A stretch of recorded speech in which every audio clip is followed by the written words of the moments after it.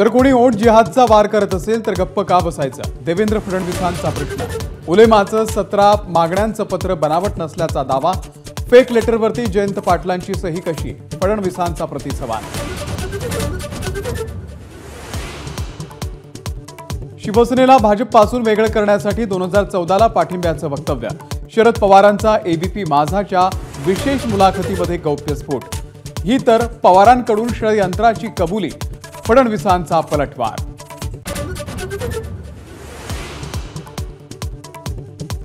मोदी शहा आणि अदानींकडून आमदारांना पैसे वाटत सरकारची चोरी झाल्याची राहुल गांधींची टीका।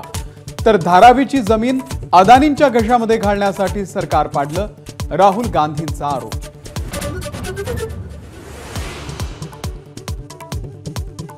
एक है तो सेफ है वरती आक्षेप घेणाऱ्यांच्या अकलेची कीव। देवेंद्र फडणवीसांचा घणाघात। पटेंगे तो कटेंगे योग्यच असल्याचाही दावा। ओवेसी काँग्रेसची बी टीम असल्याचा आरोप।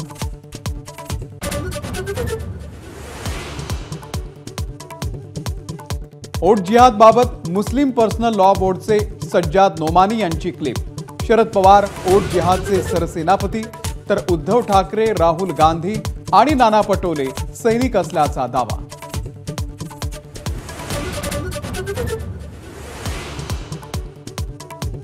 निवडणुकीनंतर राज्यात त्रिशंकू विधानसभेचं प्रकाश आंबेडकरांचं भाकीत।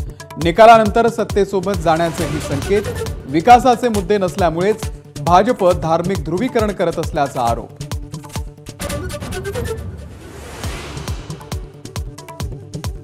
शिंदे गटाचे खासदार रवींद्र वायकर यांना दिलासा। क्राईम ब्रांचकडून जोगेश्वरीच्या कथित भूखंड घोटाळ्याची फाईल बंद। वायकरांनी सर्व परवानग्या घेतल्याचं तपासात उघड।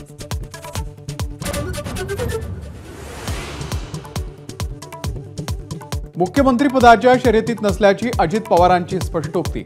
मुख्यमंत्र्यांची निवड महायुती आमदारांच्या बैठकीमध्येच।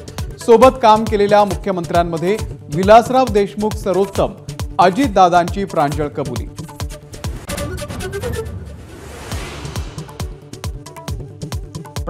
प्रचार संपण्यासाठी उरले शेवटचे 3 दिवस। राज्यात निवडणूक प्रचाराला वेग। पंतप्रधान नरेंद्र मोदी माझा बूथ सर्वात मजबूत या कार्यक्रमात त्यांनी केलं पक्ष कार्यकर्त्यांना मार्गदर्शन। तर राहुल आणि प्रियंका गांधी यांच्याही सभा।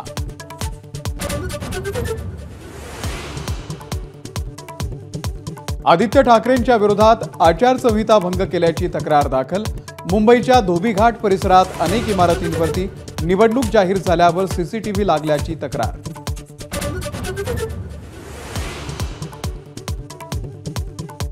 लोकसभेला गंमत केली, विधानसभेला केली तर जम्मत होईल। अजित पवारांचा मतदारांना गर्भित इशारा। तर पुतण्याचा एवढा पुळका का? प्रतिभा काकींना भेटून विचारणार सवाल। जर भावनिक झाला तर बारामतीकरांना वाली राहणार नाही। अजित पवारांचं मतदारांना आवाहन। तर शरद पवारांचं अजित पवार यांना प्रत्युत्तर।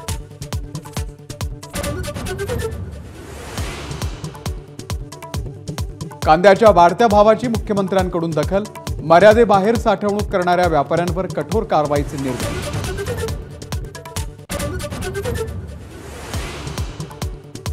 नवी मुंबई आंतरराष्ट्रीय विमानतळामध्ये 4 रनवे बनवणार। केंद्रीय हवाई राज्यमंत्री मुरलीधर मोहोळ यांची घोषणा। 2 ऐवजी 4 रनवे उभारण्यात येणार असल्याची ही माहिती। एबीपी माझा, उघडा डोळे बघा नीट।